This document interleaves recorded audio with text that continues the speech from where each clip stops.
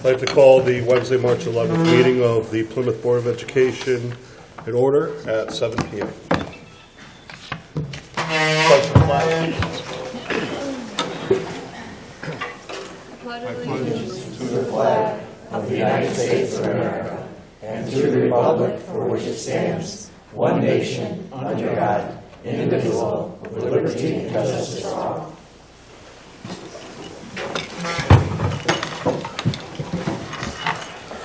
Item number 2, adoption of the agenda. I'd like to entertain a motion to adopt the agenda. Second? Second. Any discussion? All in favor? Aye. Any opposed? Any abstentions? Okay. Number 3, approval of the minutes. Entertain a motion to approve the minutes of the regular meeting of February 12th, 2020. So moved. Second? Second. Any discussion? All in favor? Aye. Any opposed? Any abstentions? Okay. I'd like to entertain a motion to approve the minutes of the special meeting, the public hearing of February 27th, 2020. So moved. Second. Any discussion? All in favor? Aye. Any opposed? Any abstentions? Motion passes. Item number 4, we have some presentations this evening. We'll start off with the Next Generation Accountability results from Mrs. Parsons.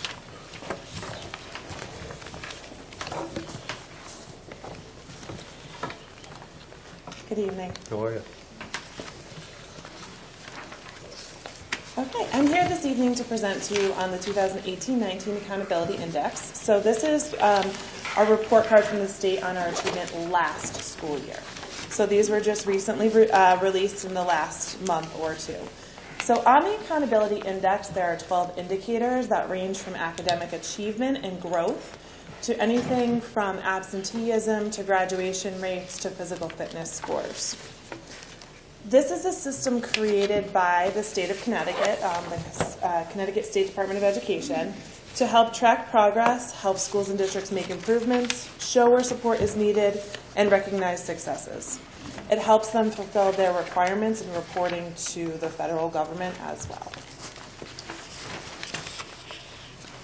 So this slide is pretty dense, but the presentation will be posted online so you can look at it, and I know our board members have a hard copy in front of them. But what this chart shows you is that the indicators are listed down the left-hand side, and what is in this chart is 3 individual years of progress.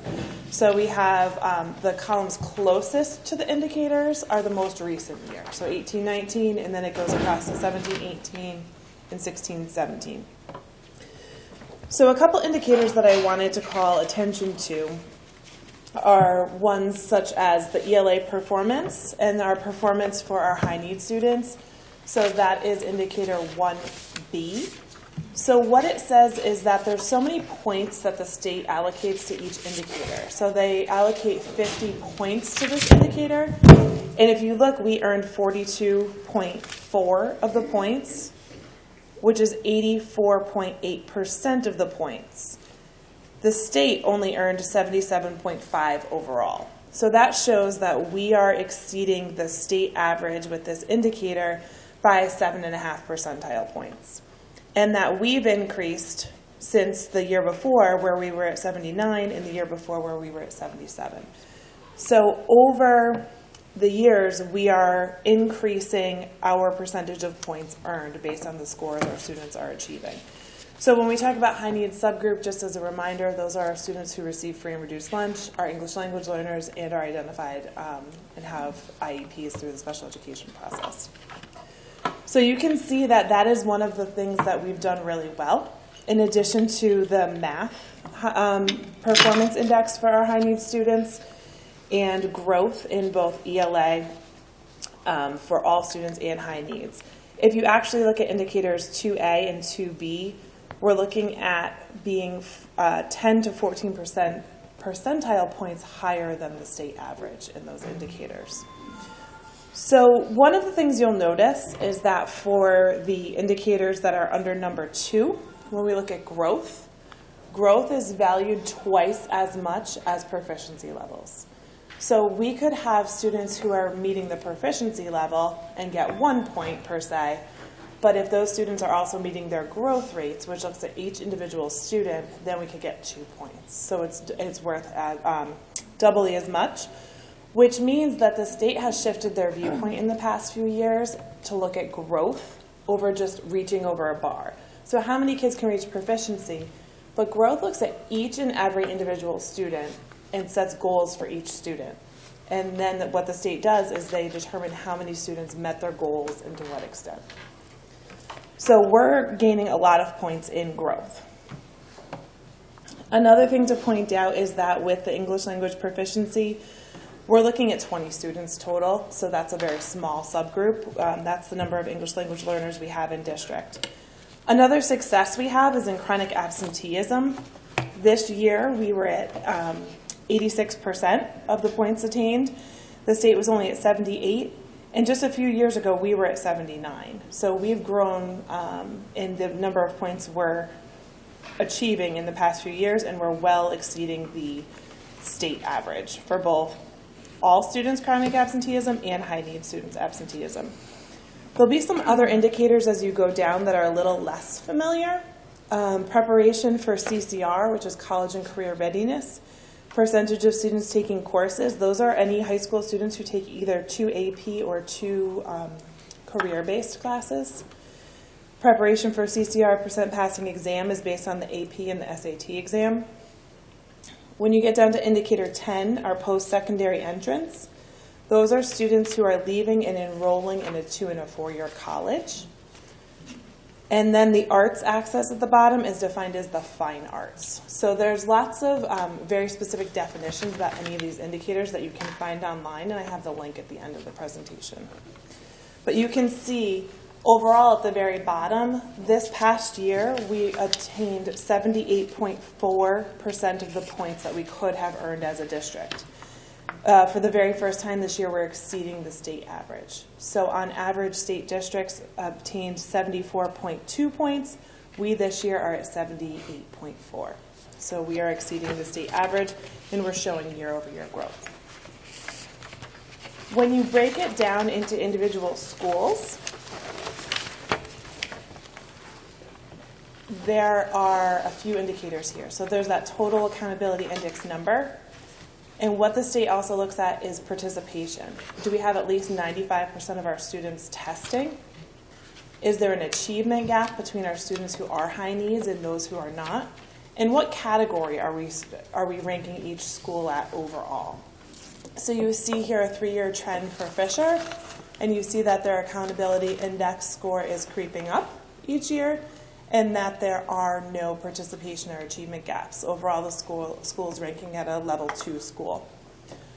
Below that, you see Plymouth Center Elementary, who's coming in this year to 74.6. Again, no gaps with participation and achievement. They're also at a Category 2 school, and last year they actually received an award called School of Distinction based on their high needs math growth. So one of the things we noticed overall this year at both elementary schools is that our math growth is a little bit lower than it has been in the past, and we're investigating why that might be. But that's part of the reason why our scores aren't jumping up as much. That's one of the indicators that's holding us. When you look at Eli Terry Middle School, they had a tremendous amount of growth this past year. You can see that their accountability index score jumped from a 64% of the points to an 82.2% of the points, which is reflective of a lot of the work that we have been doing at Eli and the work they've been doing year over year. We're really starting to see the benefit of work with a gradual release model, moving to the Teachers College Readers and Writers Workshop, updating our math resource to Envisions, working a lot with students on motivation. So we're seeing a compilation of factors that are coming together and resulting in a lot of great growth. And Eli went from a Category 3 to a 2 this year and was honored for the high growth in the ELA high needs subgroup. We actually were able to have Jeet from the State Department of Education come out and speak with the data team, the school level data team at Eli Terry, and to talk about the success. So that was a really great experience to be part of, and it was great to see the hard work being honored. If you look at Terryville High School on the bottom, you're seeing that they are slowly creeping up in their overall accountability index as well.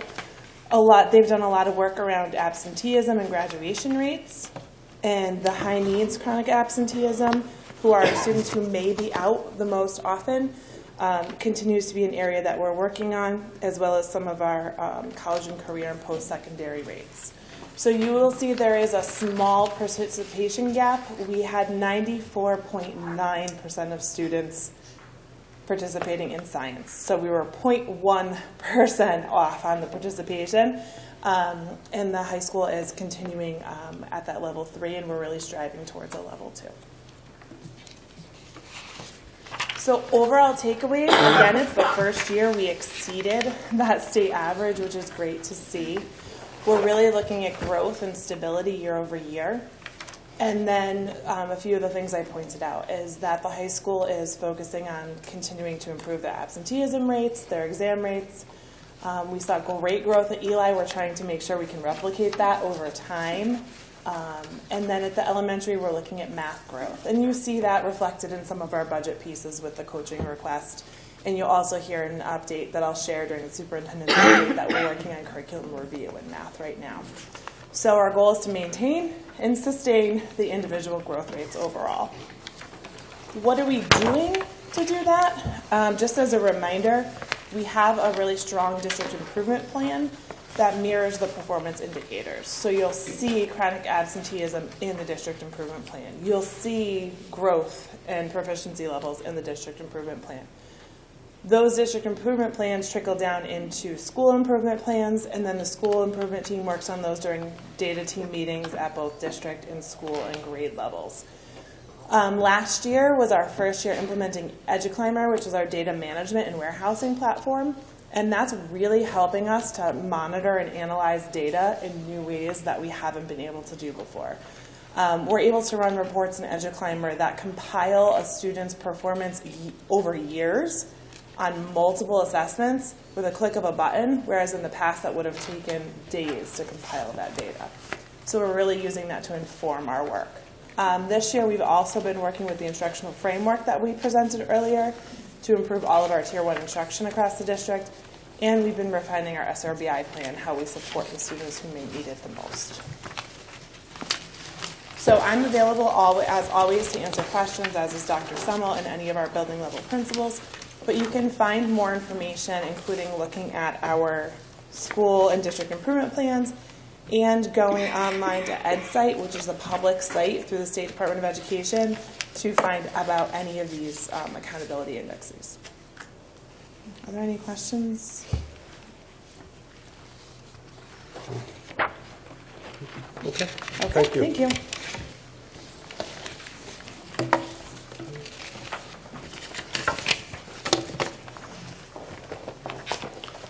Next up, we have Mrs. Hurd. I'll bring up my students who are here as well. Yeah.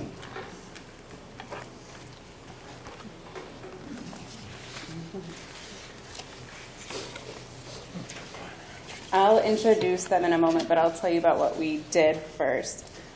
Back in January, the headline was all about the wildfires in Australia, and we have a very unique mascot here at the high school. From what I can tell, one of only a handful in the country. The research is hard to define, but so we coined our fundraiser Kangaroos Helping Kangaroos, and you've seen the kangaroos displayed on the main office windows, hundreds and hundreds of them, so many people came out to help. My original thought was this would just be a small fundraiser contained within the walls of the high school. We started by collecting during lunch waves and at home basketball games. And then, unbeknownst to me, NBC 30 caught wind of it, and they came in, and we had the unique experience of being interviewed and videotaped by them. And from there, it just took off. We started receiving letters, and I thought we would have a cutoff date, and it just went on and on and on for weeks.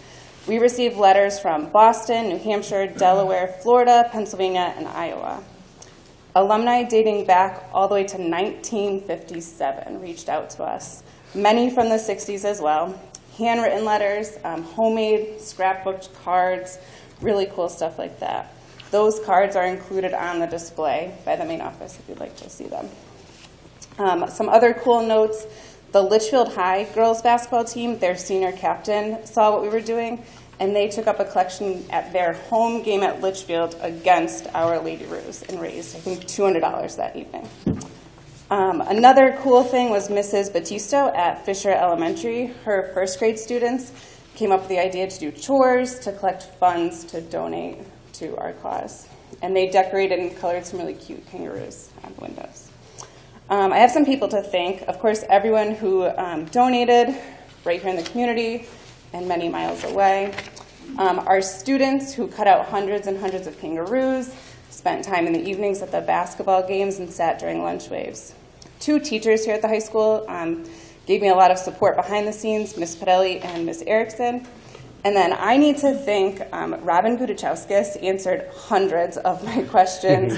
I was nervous about making sure that the funds got there legitimately. It's really far away, making sure all of that. So Robin and the bank answered a ton of those questions, and then Paul made sure it got there flawlessly, and we did check with them, and they received the money. So in total, we raised $4,300. We split this evenly between 2 charities. So we sat with the students and Dr. Semmel, and we chose ones that we made sure took a big portion of the profits of the funds, went right to the need.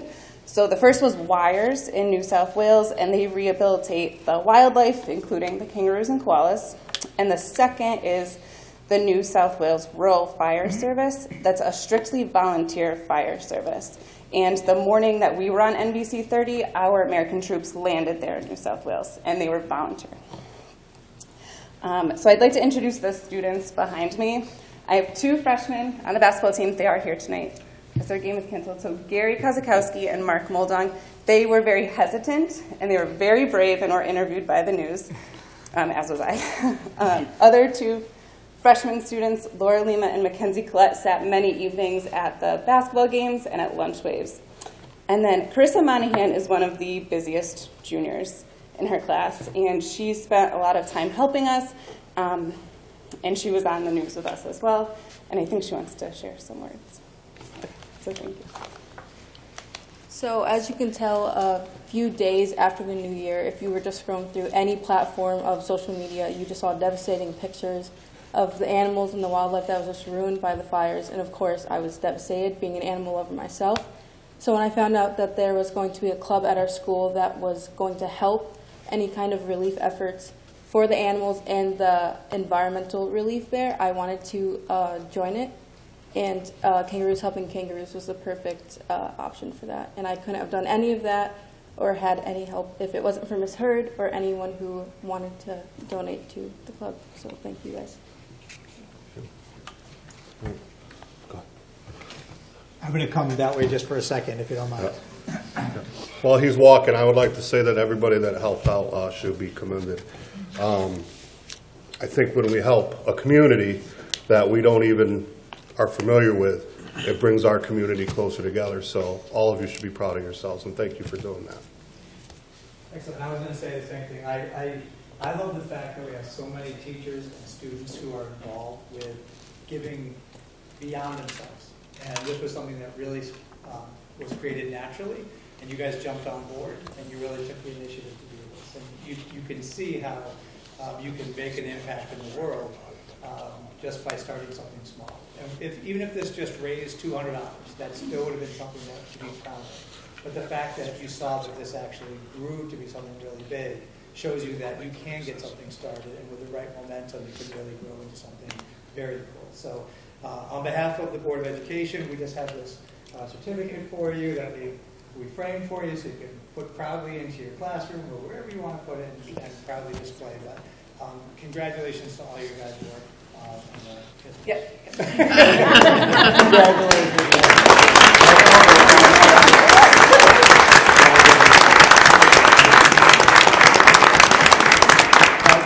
We'll have them stick around for a picture. We have another presentation to do, and we'll do a recess. And we'd like to have you guys enjoy some refreshments, but also take pictures. Okay? Awesome. All right.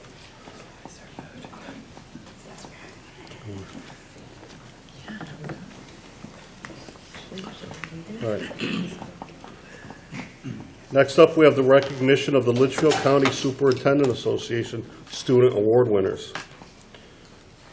So as I say your name, you want to come up? Well, what we could do, if you don't mind. Sure. So we have, actually, our principals, I think I saw them all over there, right? Oh, There's yeah. actually quite a few people. So what I'd like to do Okay. is bring up each principal, have them talk and say nice things about the kids, because these kids are great kids that we're talking about tonight. If we could have the leadership of the Board of Education, Mr. Seaman and Ms. Kalesa, stand up here. Sure. So, guys, when the principals talk about you and then they're done talking about you, come on up and elbow bump the board, the chair folks, and then stay standing up here. And then once all four kids have been, not four, there's more than that. Once all the kids have been talked about, we could, again, we'll go into a recess and there'll be an opportunity for desserts and a chance to talk to each other about that. So in no particular order, we're going to start with Harry S. Fisher Elementary School. So we'll ask Miss Loveland, I think she's out in the audience, to come on up. And if Rob will go up there too. Bobby, if you can join Miss Loveland. Yeah. Are we in our elbow bumps? Okay. All right, so it's my privilege to recognize Bobby Schnars as the recipient of the 2019-2020 Superintendents Award for Fisher Elementary School. A true testament to Bobby's character was shown when Dr. Semmel went to present him with this honor in his classroom. And after describing the award, and without students knowing ahead of time, all of his classmates started pointing to him, saying, "It's him, it's him." So that was pretty awesome. This really illustrates how well respected he is by his peers and their acknowledgement of how deserving he is.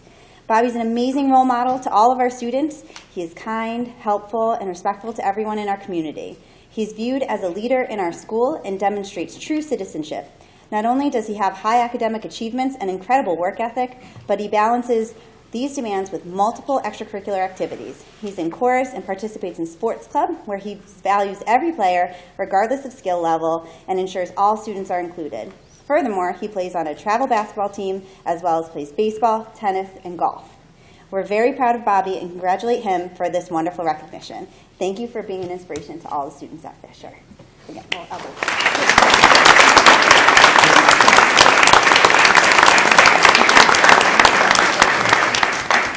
Bobby, just hang out right here. And one thing I want to mention is there's actually a very formal event that occurs at the end of March where all the students from Litchfield County who are receiving this honor will be at, and they'll get something more official. Tonight we just wanted to do this so they get some recognition within town. I will say it's March 31st that the event is. I am a little bit worried given that it's a pretty highly populated event. It could be canceled because it's one of those that kind of falls into that criteria. So pay attention to your emails. On the leadership with the Litchfield County group, we're trying to find out if maybe we can move the date, but we'll see how that all works out. Anyways, that's when they'll get something more formal, and if not there, I'll make sure we do something. I'll at least come out and visit with each student and do that.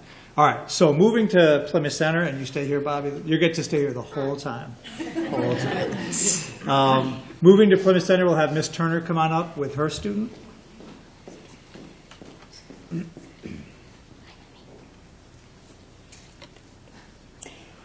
Samantha Sidoti is a 5th grade student at PCS who demonstrates all the characteristics of a PCS Mustang. She's a respectful, conscientious, and kind student. Sam gives 110% to all her endeavors. She participates in acting club, school plays, chorus, and plays in the band. Sam is in her 5th year of taking 8 types of dance classes.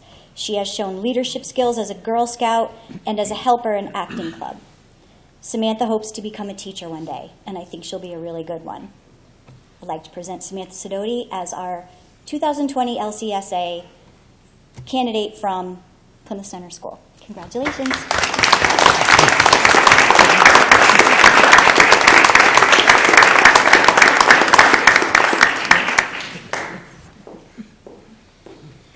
Miss Suffrage figured it out. She's next. With her she has 2 students that we honor. Is Jenna here? Jenna's not here. Okay. start with Jacob. Hi, Jacob. So this is Jacob Darrell. He's an 8th grade student at Eli Terry Junior Middle School. He is intelligent, enjoys learning, and leads by example in the classroom. According to Mr. Modarski, Jacob is self-motivated and arguably the top math student he has ever taught. Jacob has a thirst for knowledge, and overall, he's an amazing young man. When Jacob's not studying, he enjoys participating in karate and various clubs such as student leadership, kids in middle, art, and band. Last month, Jacob was accepted into the Northern Regional Music Festival and would have performed as the first trumpet player in the ensemble if the event wasn't canceled. But #1 in the state, best trumpet. Jacob is interested in pursuing a career in science. So this is Jacob.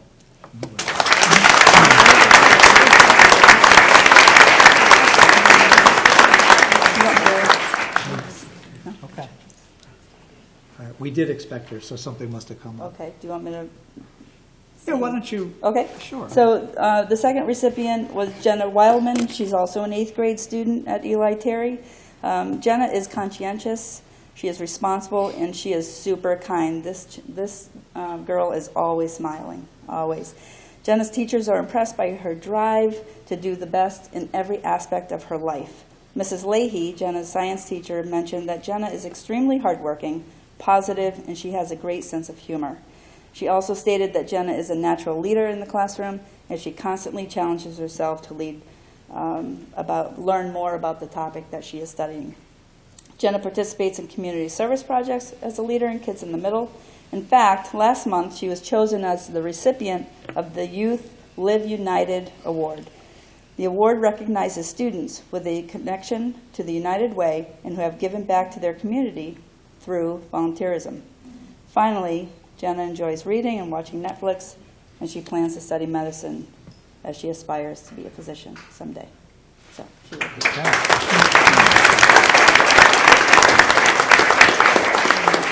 And high school principal, Mr. Holtz, last but not least. All right, Jacob, abs, let's go. Last but not least. I'm hoping Jake's phone is off now. Was that your phone? No, it wasn't Jake's phone. Oh, was it? He was helping out get shut Oh, down. he was helping, all right. Before I introduce Jake's opponent, Abby Moyles, I'd like to congratulate the 3 students that we have up there. Samantha, I don't know you yet, but I've had the pleasure of working with Bobby in the past, and I've known, I almost called you Mike. That's Jake's dad's name. But I've known Jake for the last 2 or 3 years, too. So I think excellent candidate so far, and certainly looking forward to you guys coming up. You have some big shoes to fill. So we have 2 seniors that we're going to present here tonight. So we'll make Jake go last. Sound good? All right. So Abby is a member of our National Honor Society, often spending time with younger students who are struggling academically. She has exceptional talent, but is unassuming and genuine with all. As secretary of the FBLA and in presenting at statewide conferences, she has galvanized her ideas about her major and future careers. As president of our Leo Club, she has been a leading force spearheading the organization of many of the charitable events. Abby Moyles.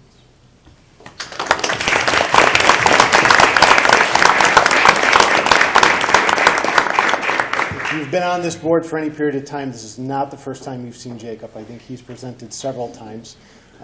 If you've seen the front parking lot, he's the one that spearheaded all the painted parking spots. So if you remember some of the presentations, that was at least one of them. Jacob's depth of knowledge in a variety of subjects, his ability to debate, and his world perspective make him a great conversationalist and an asset to any classroom. Leadership roles are a natural fit for him, leading by example. He has particularly shined in our in-school government as the class president for the senior class, NHS vice president, and FBLA treasurer.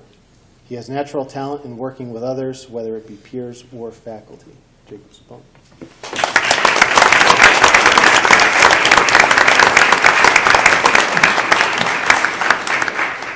One last piece I'd like to say, it's always hard as, I remember these 2 coming in as little guys in 9th grade. It's always hard to see them kind of get to the end, but families as well. I've had the great pleasure of being able to work with both families over the last couple of years, so they are going to be missed. The families are going to be, well, one family's still sticking around for a while. But as with everybody that's up there, the families are such a huge part of what your success is, and so we greatly appreciate the effort that your families put in. So thank you.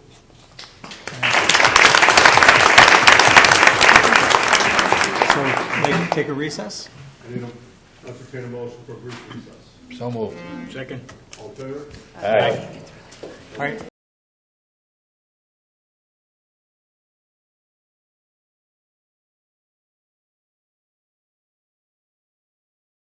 #41. Second.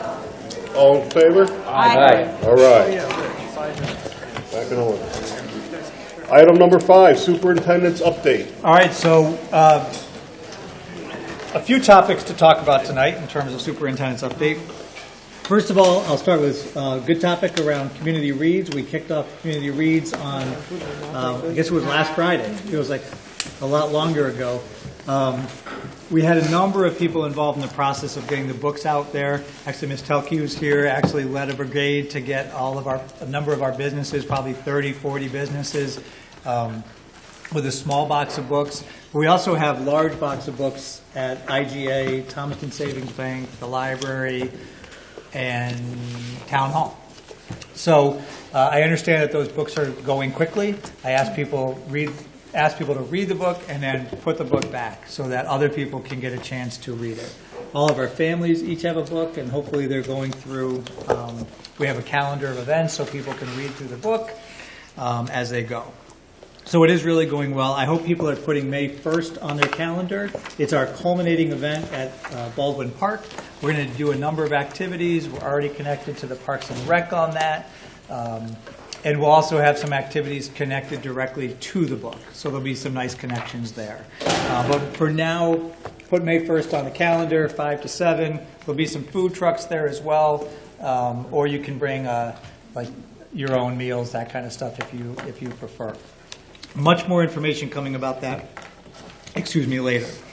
Another topic, just to make sure I point out, is certainly COVID-19, just to give everybody a quick update. I have been emailing parents about this as well, just to keep everybody in the loop. And I know that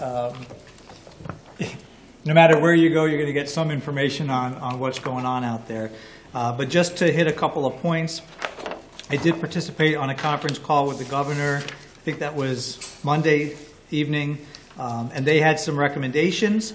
They did not say that these were requirements, but they were recommending canceling all events of 100 plus attendees. Being in a smaller town, we often don't have events that usually get up into that kind of range, but we are looking at all of our events that way. The governor is also canceling all out-of-state travel for state workers and suggested we do the same.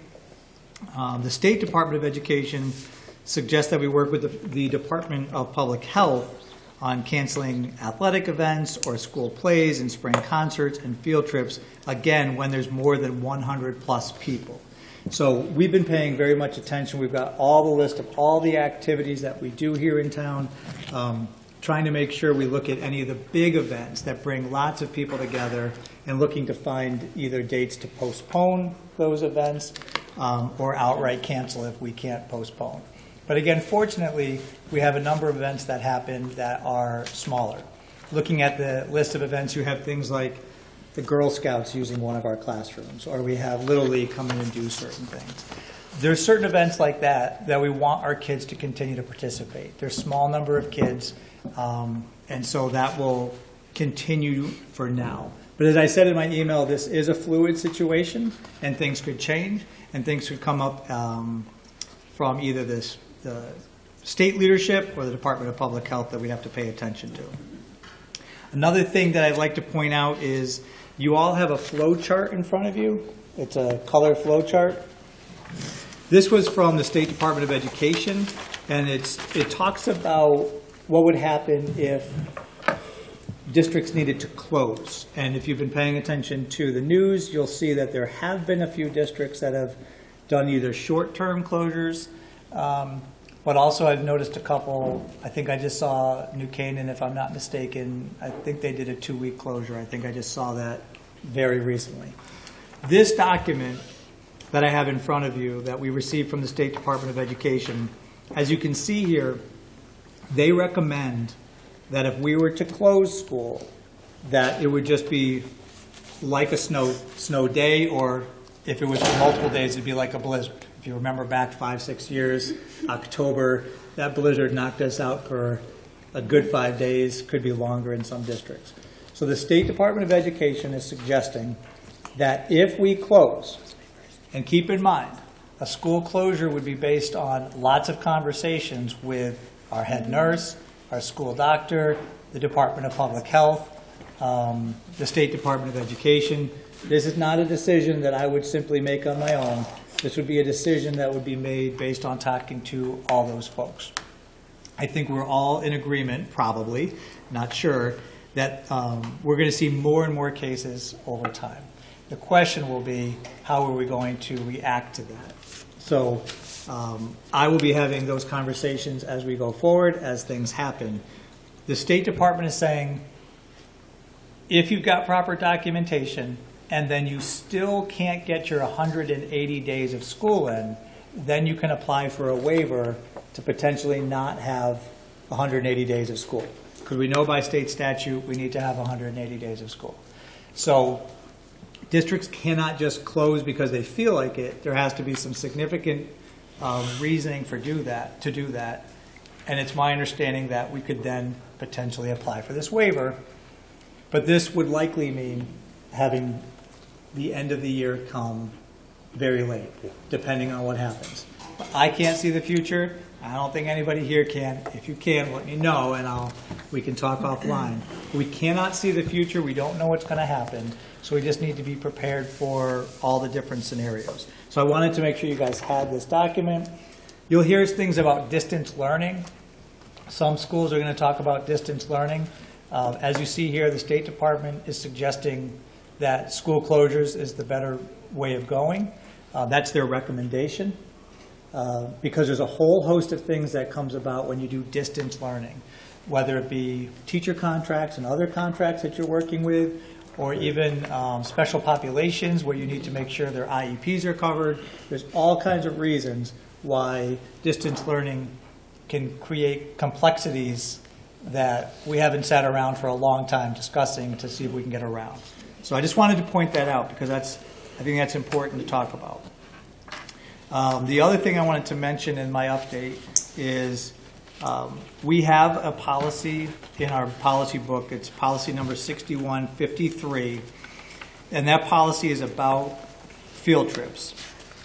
And I'm just turning to that page for myself. I just wanted to make sure people were aware. It's a fairly lengthy policy, but there's a section that says the superintendent shall have the responsibility to react swiftly to local, national, and international events to protect the safety and security of staff and students. Superintendent reserves the right to cancel, alter, or modify the field trip at any time before or during the trip. Nothing in this policy shall interfere with that prerogative. In the event of any such cancellation, the Board of Education assumes no responsibility for losses incurred by anyone associated with the planned trip. So this is well known actually by anybody who's planning international trips and state trips. Usually those field trip organizers know that they need to mention that. And we always encourage that people take trip insurance. In terms of trip insurance, companies have gotten very flexible and adaptable with their trip insurance. Generally, this issue going on right now would not be covered by trip insurance.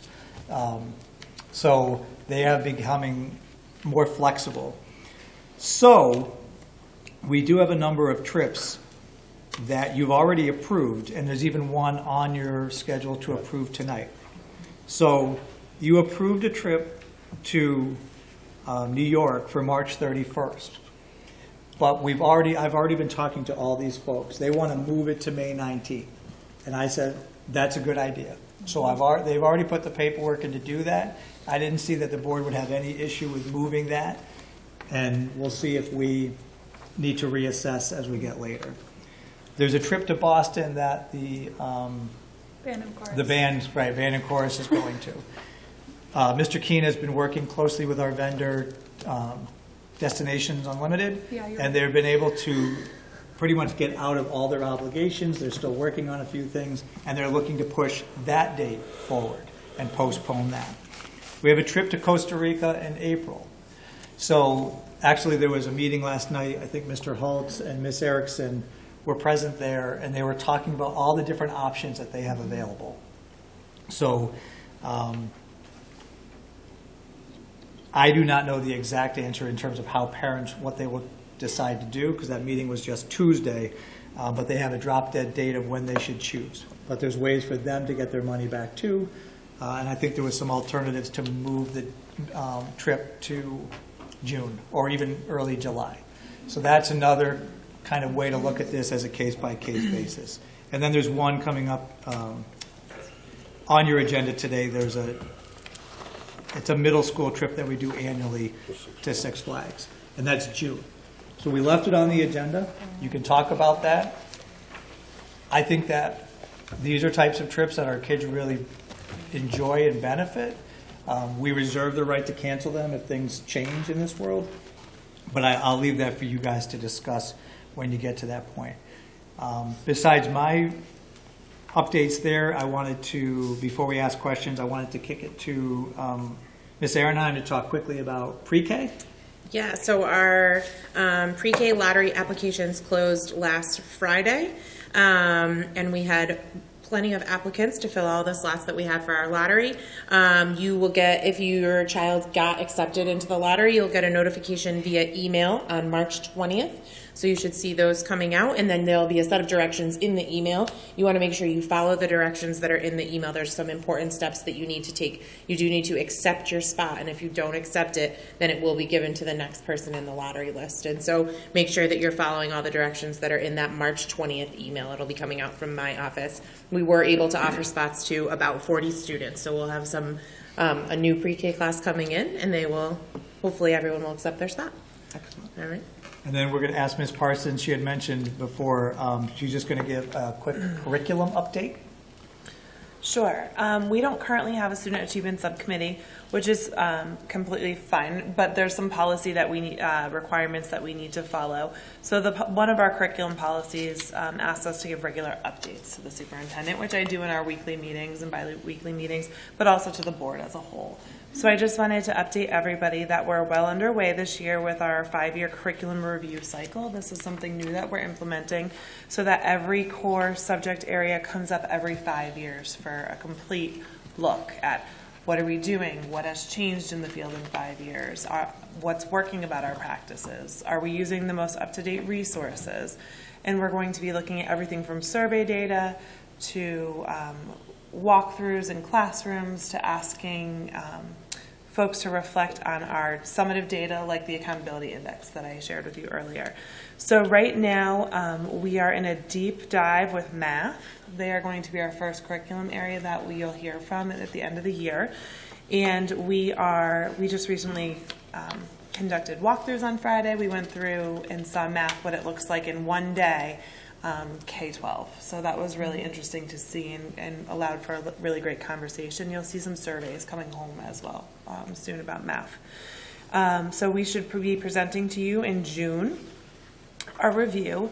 And then social studies and world language are gearing up to come next. So they're starting to gather all their curriculum documents. They're starting to look at what's out there in terms of best practice for world language and social studies, and they'll both be up next year for review. And then my one last update is this is Board of Ed Appreciation Month. And not that board members always get a lot of appreciation, but I certainly appreciate all the members of the Board of Education and all the work that you do. Not everybody knows this, but it's a volunteer job.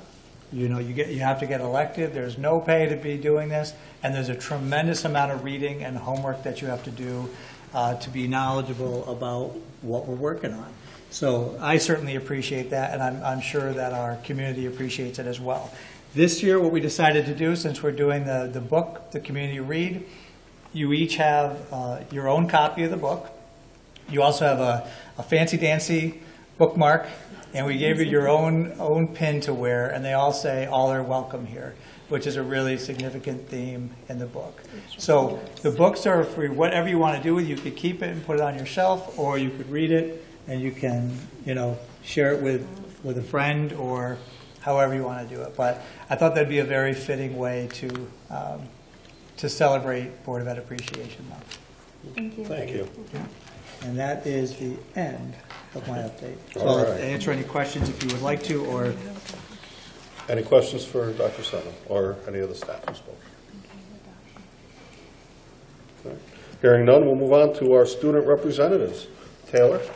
Hi, sorry, I'm like a mess. I have 3 different papers here and my phone to do all the things I have to say because I forgot to write down half of my stuff. But we had our second blood drive in February. I unfortunately wasn't there for it, but we had over 30 donors that came in. And then on Saturday the 14th, the PTSA will have a Krabby Alice fundraiser. Tickets for children 10 and under are free, and the full buffet starts at 5 p.m., and this all benefits the PTSA. Then there's going to be a college knowledge morning on March 31st at 8:30. There's going to be 3 college representatives talking to juniors and interested parents about topics relating to finding the right college, which I recommend going because I didn't go last year, and that's something I definitely regret. Although it isn't yet confirmed, their representatives will most likely be from UConn, Tungsas Community College, and Sacred Heart University. Then on top of that, dog bones and treats are being sold for the transition program. Recipes and they're going to be doing recipes and cooking the dog treats, and they're being sold to the staff. It's a great fundraiser for the transition program because it's really fun. Like, cooking dog treats is so fun. I've done it before. If you haven't, do it. And then you get homemade dog treats for your dog at home, and that's really nice. But yeah, that's what I got. Thanks. Okay, so on February 26th at 6 p.m., the National Honor Society had a dodgeball tournament with all proceeds going to Katie's Cure with the Leukemia and Lymphoma Society.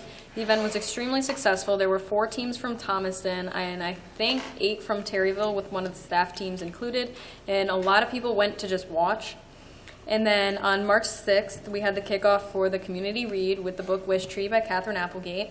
And the National Honor Society is also taking part in this by making a tree just outside the office, which is currently under construction, where students will be asked to write positive memories and quotes on leaves that will be put up as a part of the tree. And in addition to that, I think the community read is doing great because the box at IGA is already empty, and it was empty on Monday. And so we're working on getting books there for more community-wide participation. I talked to Mr. Prescott, and he said that we can make it happen. And then this Friday at 7 o'clock, there's the chili cook-off for students traveling to Costa Rica, whenever that may be. Right. And then, so grab your friends and family and come taste all kinds of chili. Cast your votes as for your favorite. Tickets are $6 for adults and $4 for students, and you can get them at the door. And there's also a 50-50 raffle, and raffle prizes will be available. The Drama Club Spring Musical Sympathy Jones occurred this past weekend with 4 action-packed and well-sung shows. The THS Class of 2021 is inviting everybody to watch the basketball game of Terryville High School staff and Thomaston staff play against each other on March 20th at 6 p.m. And for the past few weeks, the juniors here have been attending a boot camp style class once a week, reviewing test-taking strategies and in math and English skills from years past that will be on the SAT later this March. Okay. Thank you very much. All right. Now we'll open it up to public comment. If you come up to speak, just please sign in, and there is a 3-minute time limit. Any public comment at this time? None?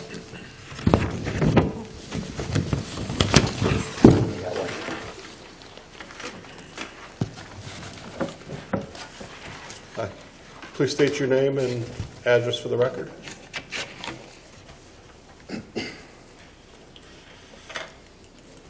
Joseph and Christy DeVerso of 31 North Street, Plymouth.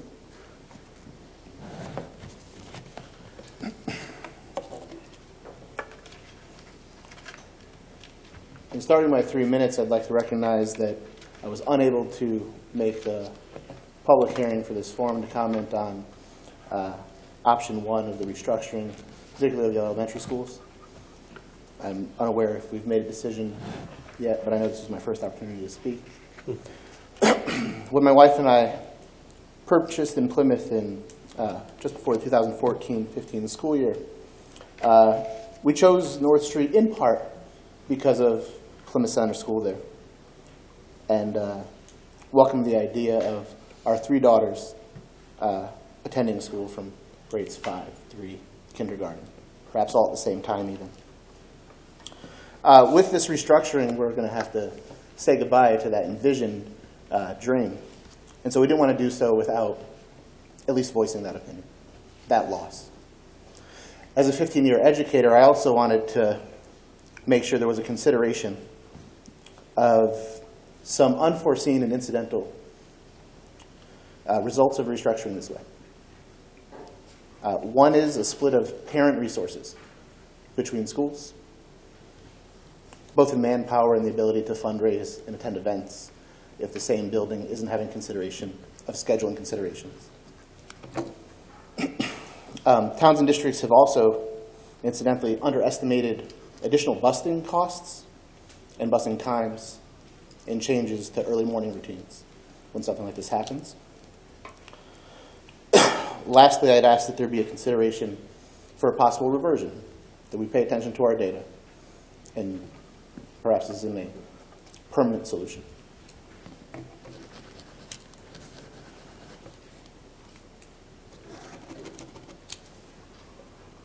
And that's really it. Thank you for your time. Anyone who enjoys meetings shouldn't be in charge of anything. So that's all I had to say. Thank you. Thank you.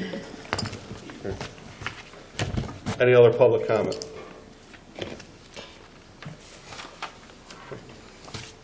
Hearing none, we'll move on to unfinished business. The second reading of the following policy and regulations. Policy 5141.214A, the student sunscreen use, and Regulation R 4112.4 and 4212.4, health examination, practice, and procedures. This is the second reading. With that said, I'd entertain a motion to approve the following: Policy 5141.214A, student sunscreen use, and Regulation R 4112.4, 4212.4, health examination, practice, and procedures. So moved. Do I have a second on that? Second. Any discussion? Okay. All in favor? Aye. Opposed? Abstentions? Motion passes. Okay. Let's move on to new business. Out-of-state field trip. Hot topic. I'd like to entertain a motion to approve an out-of-state field trip for the 7th and 8th grade band and chorus students to perform at Agawam Junior High School, and then to attend Six Flags in Massachusetts on June 5th, 2020. So moved. Do I have a second? Second. Any discussion on the motion? All in favor? Aye. Opposed? All right, motion carries. All right, item number 2, the facilities discussion. Option 1, the reconfiguration of grade level in the 2 elementary schools to commence for the 2021 to 2022 school year. So moved. All right. Second. Any discussion on the motion? I have a question. If this was to approve and just say transportation or anything else came up that wasn't expected, how are we going to be able to go back and make changes?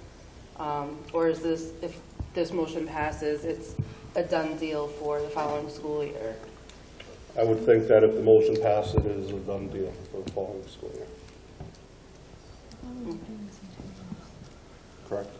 I thought this was not immediate.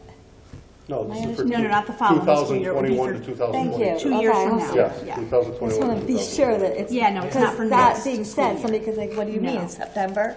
So I No, want no, to make no, sure no, we're no. clear No. that it's not this coming September if this is happening. No. No, it would be 2021 to 2022.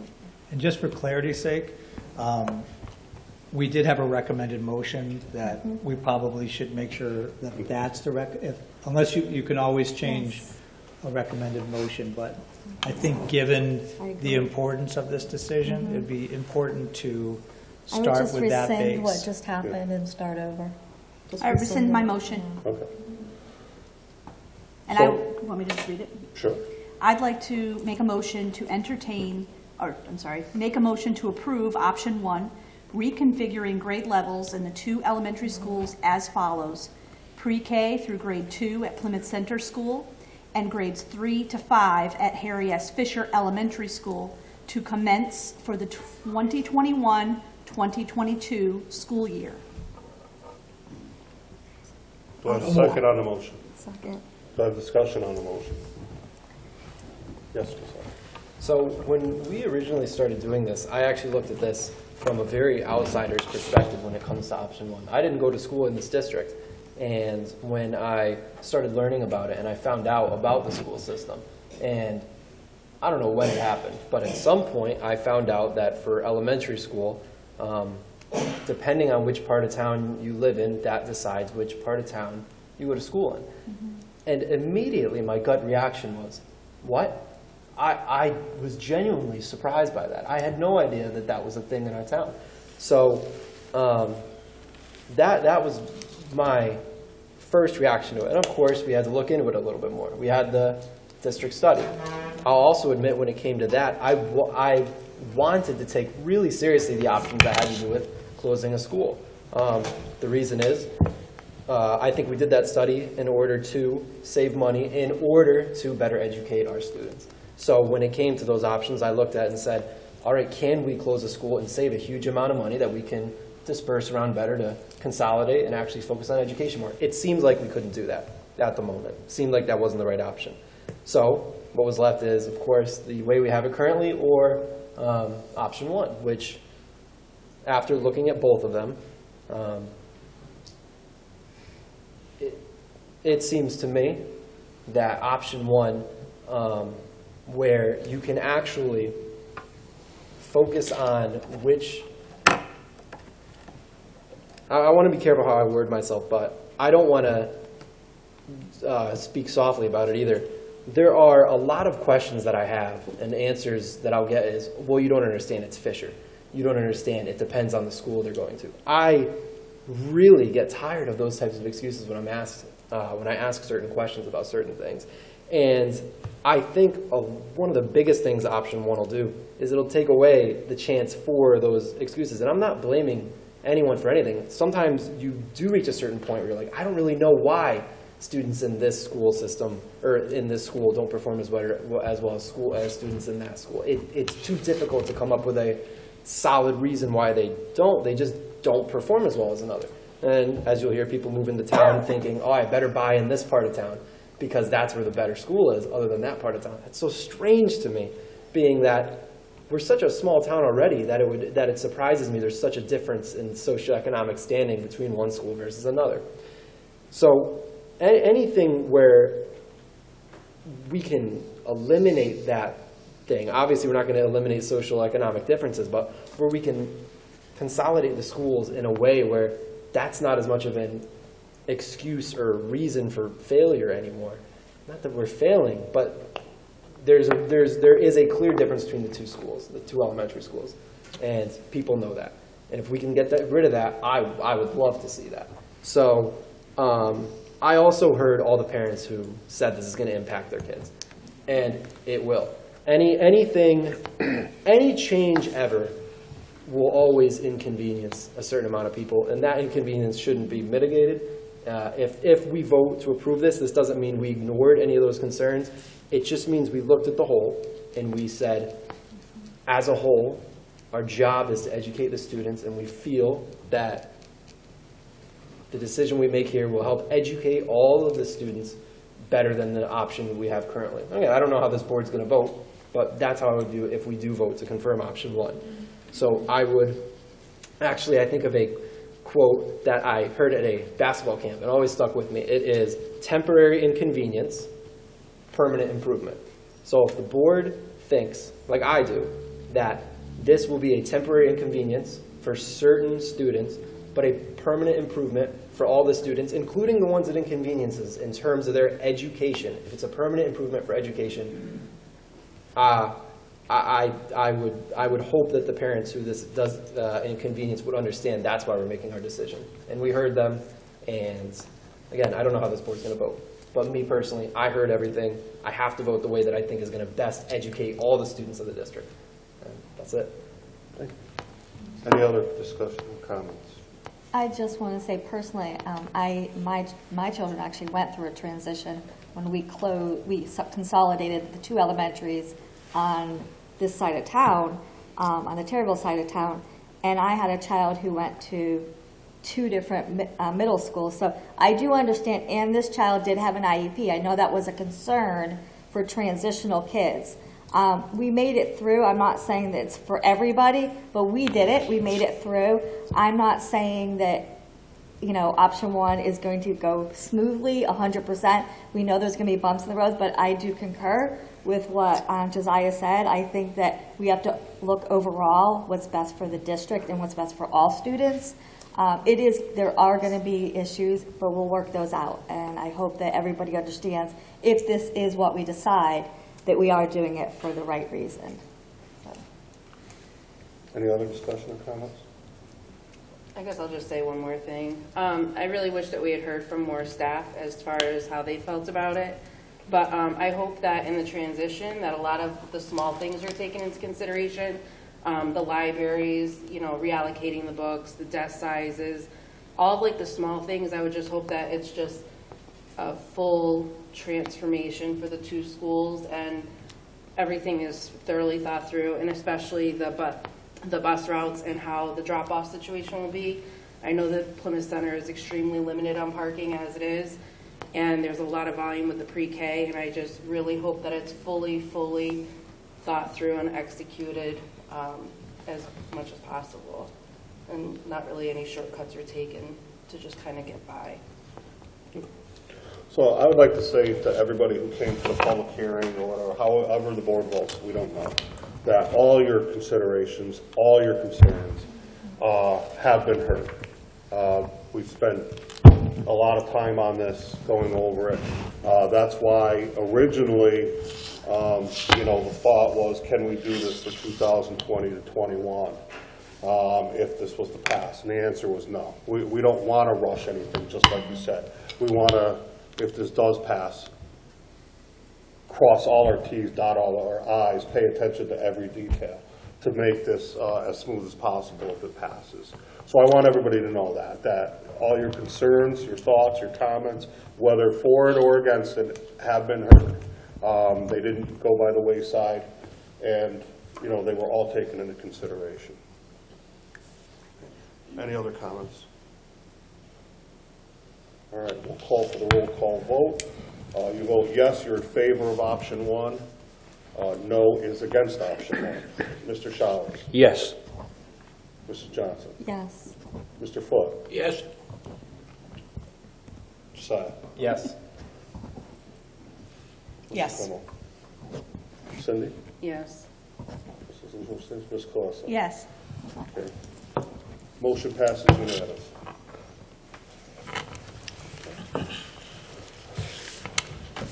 Next item on the agenda, to entertain a motion, I will entertain a motion to appoint Kelly Baggio to represent Terryville on the Agriculture Education Advisory Committee for the remainder of Christopher Goodwin's term. So moved. Second. Discussion on the motion. All in favor? Aye. Aye. Against? Motion carries. Board member committee reports, finance operations. The Finance and Operations Subcommittee met prior to the board meeting. The subcommittee reviewed the accounts by facility report for the month of February 2020. This report will be forwarded to the Town of Plymouth Board of Finance. We also reviewed the personnel report. Thank you. All right. Second, public comment. As a reminder, please come up, state your name, your address, and sign in, and with 3 minutes. Any public comment?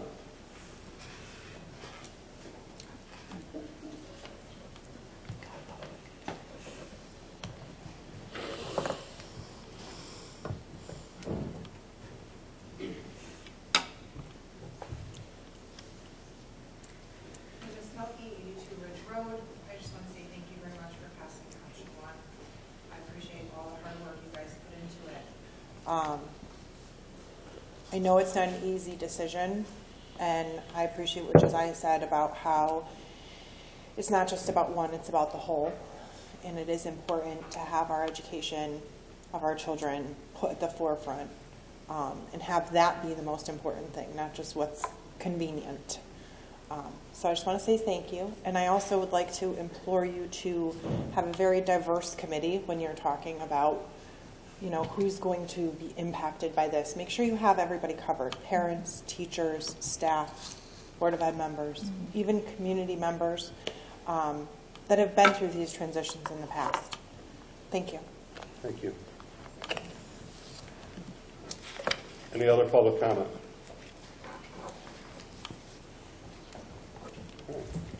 Hearing none, we'll move on to, oh, I'm sorry. I didn't see you stuck in last night. Yeah.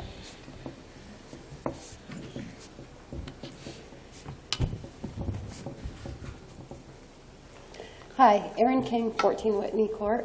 I just wanted to say thank you again. I know this is a tough decision, and you're probably going to hear from some people that don't like it, but I agree. I think you've done the right thing. We do, for whatever reasons, we do seem to have a divide in town. I grew up here, and I don't really remember it being much of an issue, but it's clearly there in some of the test scores and so forth. So I think this is for the good of the long term, and that's very important to everybody.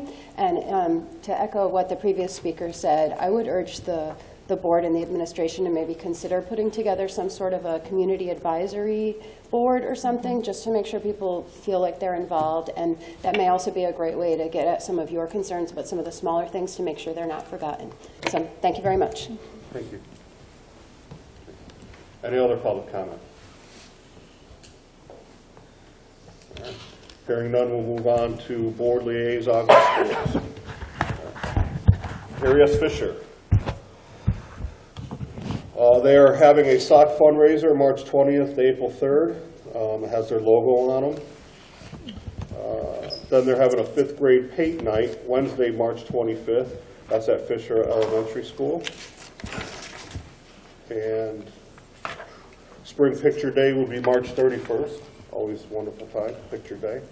And the PTA is graciously providing dinner to the teachers for the conferences tomorrow. Good work. Full Center. They are having a spring fundraiser from March 24th to April 7th, and for it, from what I gather, they're probably going to do flower bowls and Munson chocolates, if I'm right about that. Spring pictures are on April 1st. Their next PTA meeting is Tuesday, April 21st. And there is a spring fundraiser pickup on April 22nd. And then in May, they're doing a Teacher Appreciation Week from May 4th to May 8th, and a Teacher Appreciation Breakfast on May 5th. At the middle school, we have Comedy Night coming up March 20th. It's $25 if you buy your tickets in advance, $30 at the door. It includes appetizers and 3 comedians from the Funny Bone. That should be a really great family fun, or it's an adult-only fun night. We're getting ready for the 8th grade ceremony at the end of the school year. And then at the high school for the Booster Club, we have a tentative car wash coming up for May 17th at the Snow White Car Wash in Bristol. Our student and staff game is still tentatively on for March 26th. And we have a golf tournament on June 29th. Thank you.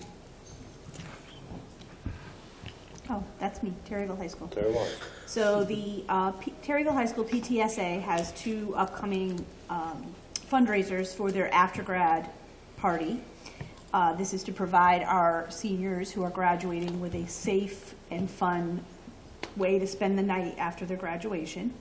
This Saturday, as Taylor mentioned, there's a dinner at Krabby Al's, and you can buy tickets at the door, but if you would prefer to buy them ahead of time, there is a link on Facebook to PayPal some tickets. I had to buy mine in person because I don't have such a thing, so yeah. And then on April 9th, the Harlem Wizards are coming to town, so please be looking for posters and information coming home with your children about that. It's a wonderful time, especially for the little kids, to come out and kind of enjoy a night together, and it all goes towards the after-grad fundraiser. All right, SEPTA, Mr. Flood. On February 19th, Lindsay Ehrenheim made a presentation to a group of parents on Tier 2 and Tier 3 interventions, and our March meetings were canceled. Thank you. Kate? Today was CABE's Day on the Hill. There was some discussion around potential bills that may pass. For those who don't know, the non-medical exemption for vaccines has passed through the committee and is now on its way to the next level. And there was one small amendment to that bill, and basically it grandfathers anybody who already has those non-medical exemptions. But that's still a work in progress, and that's the kind of the big one this legislative season. At Advanced. We had no meeting, there was no business. All right, District Safety Committee. May 3rd, I believe, is our next meeting. May 3rd. All right. All right, board comments. Start with Mr. Showers. No? That's fine. Ms. Thompson?